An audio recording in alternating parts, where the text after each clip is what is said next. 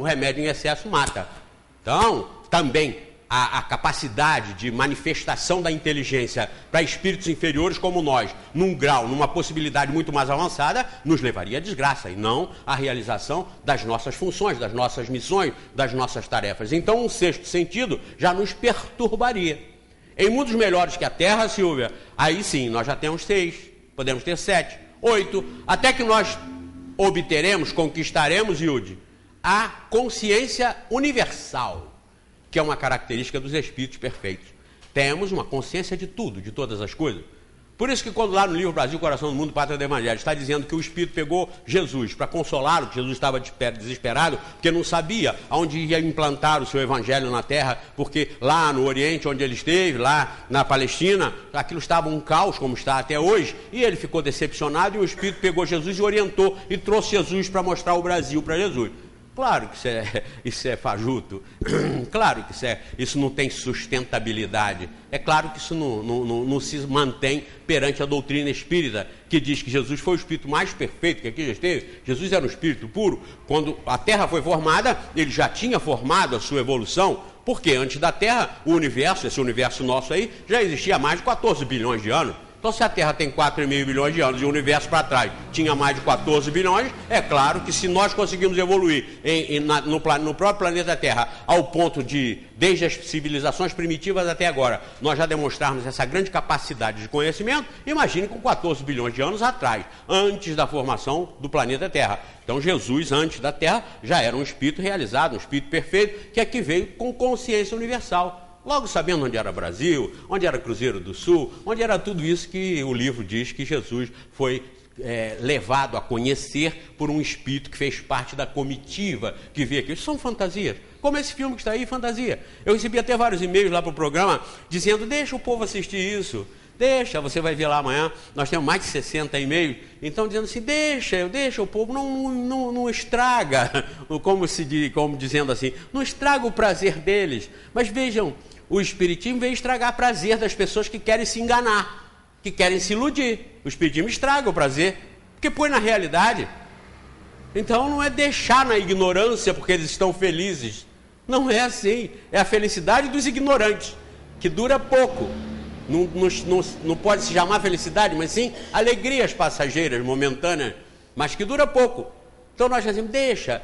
O Espiritismo é um antídoto contra isso. Esse deixa, não. O Espiritismo não deixa nada. Reage, acorda, porque quanto mais rápido nós acordarmos, mais rápido nós vamos ter conhecimento aumentado, ampliado, e mais rápido nós vamos atingir essa felicidade real, concreta, racional, inteligente, produto da evolução e da perfeição, para que todos nós estamos destinados. E Kardec perguntou, quando ele perguntou se o homem penetrará um dia em todos os mistérios, ele disse que sim, o véu vai se erguendo à medida que nós vamos evoluindo, e que se o homem não poderá, pelas investigações da ciência, penetrar algum dia nos segredos da natureza, em alguns segredos da natureza. E ele disse, sim, é claro, lhes foi dada a ciência para o seu adiantamento em todos os sentidos, mas ele, o homem, não pode ultrapassar os limites fixados por Deus. É claro.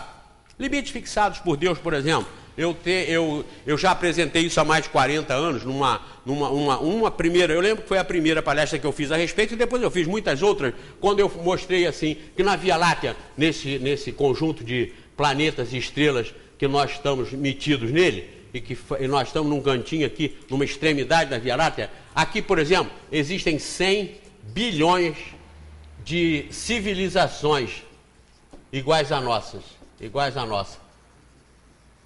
100 bilhões não, 100 mil, nada, são 100 mil civilizações iguais a nossa, 100 mil. Se são 100 mil e nós estamos aqui, e se o diâmetro da Via Láctea é de 100 mil anos-luz, 100 mil anos-luz, significa que para cada ano-luz teria uma civilização.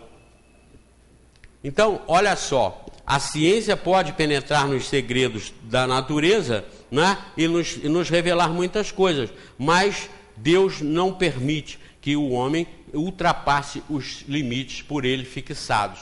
Isto é, são 100 mil civilizações em 100 mil anos-luz de diâmetro. Nenhuma dessas civilizações como a nossa aqui na Terra se contacta com outra que esteja espalhada por aqui.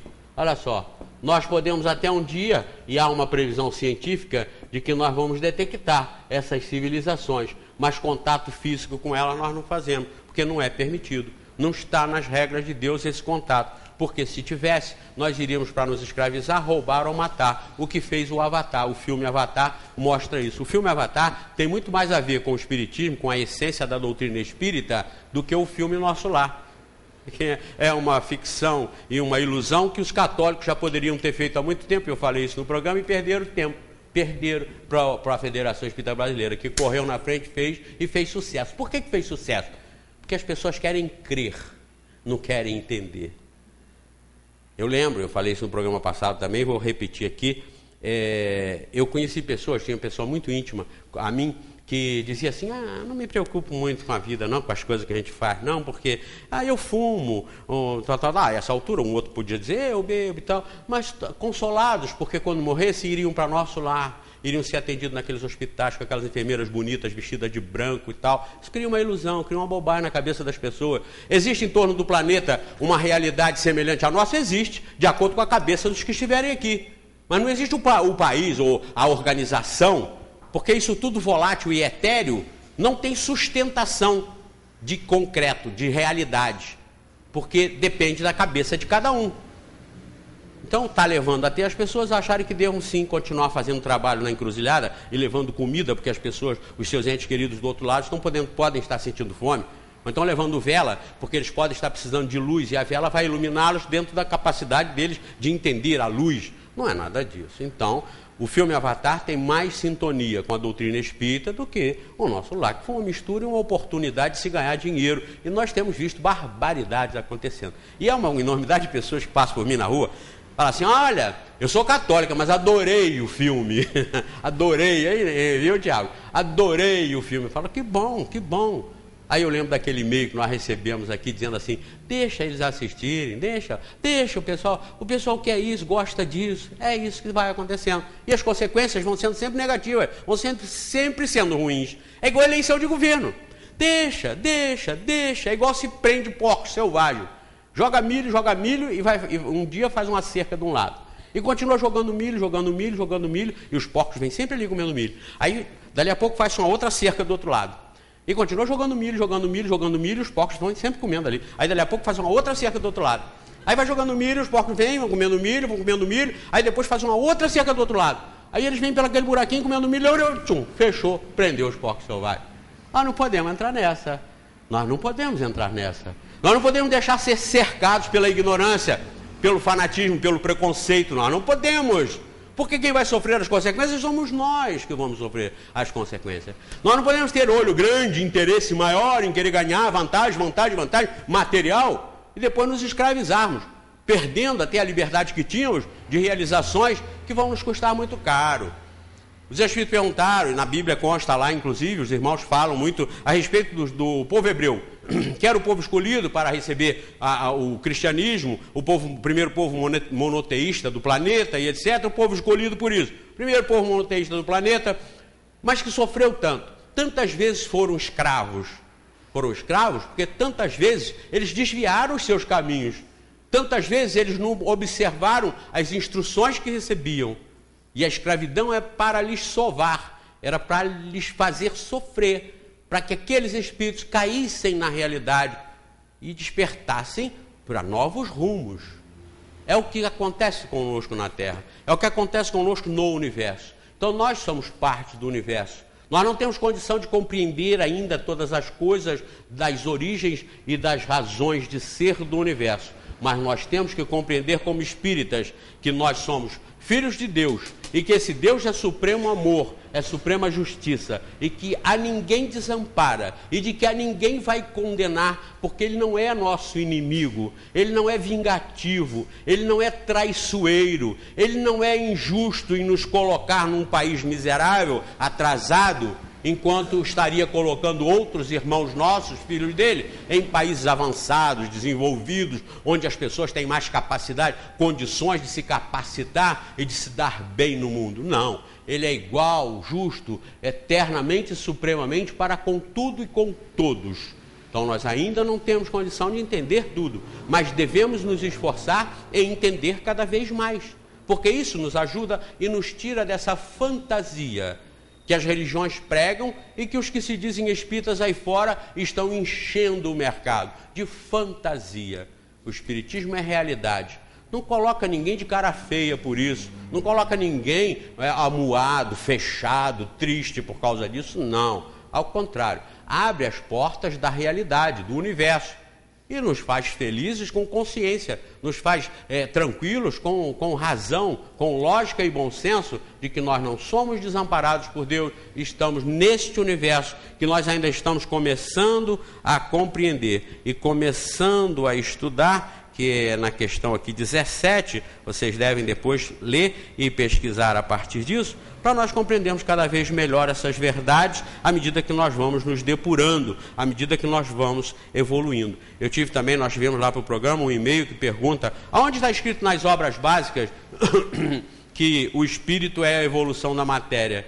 Então você vê, gente da comunidade, gente que está aí, não leem, não estudam nada, não conhecem nada de espiritismo, ficam conhecendo essa mediunidade que está por aí de Chico Xavier, de Valdo Franco e uma série de outras mediunidades, nada contra a mediunidade em si, mas ficam por aí estudando, lendo essas bobagens e acabam não conhecendo a estrutura mínima, elementar do espiritismo, e aí começam a perguntar, onde é que está escrito que o espírito partiu da matéria, a evolução da matéria? Não leu o início dos estudos do Livro dos Espíritos, onde aqui, quer ver? Eu vou ler 25 para vocês, a questão 25... Primeiro, a 23, Kardec perguntou, o que é o espírito? Aí eles responderam, é o princípio inteligente do universo. Então o espírito é o princípio inteligente do universo.